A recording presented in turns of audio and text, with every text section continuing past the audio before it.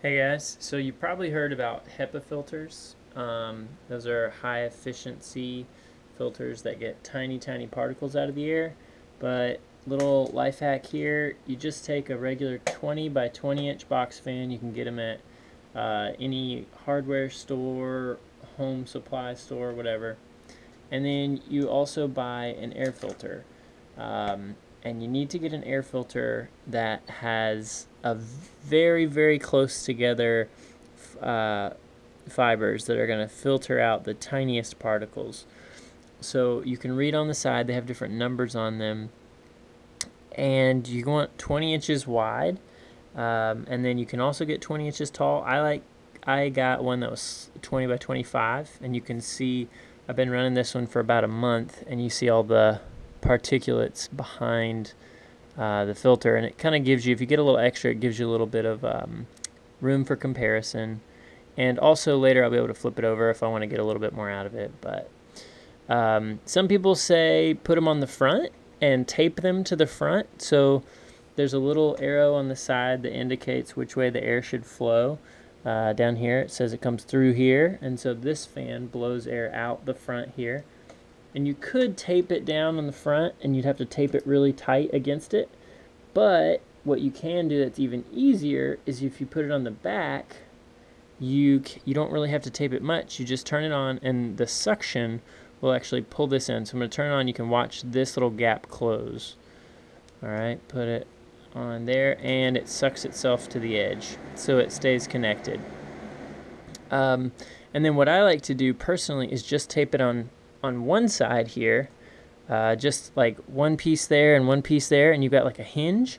And then when you want to use it regular, you can open it up like that, use your fan normally when you're like really hot coming in from hot day, use your fan normally, and then when you maybe leave for the day or whatever, you can put the cover back on and have your filter going. And so what that'll do is essentially it takes one of those expensive several $100 units that you plug in, and you've made one for maybe 15 bucks for the fan, and then maybe like 25 bucks for the filter at the most. And then you can actually see how clean it is, and you're going to want to look at a filter that gets out whatever you want to get out. So if you want to get out mold spores out of the air, you get a really tiny filter size. So anyway, 20 by 20 inch fan, little leftover if you want, doesn't really matter, you just want it to cover it fully. If you see one that has a circle around it, I think sometimes this part of the grate will be covered. I think that's actually maybe a little bit more efficient, because this technically could be sucking air in the corners here and bringing it around the back. You want to bring the maximum amount of air through the filter in the back to the front. But however you look at it, this is going to work for you. It's a much cheaper alternative to the big guys.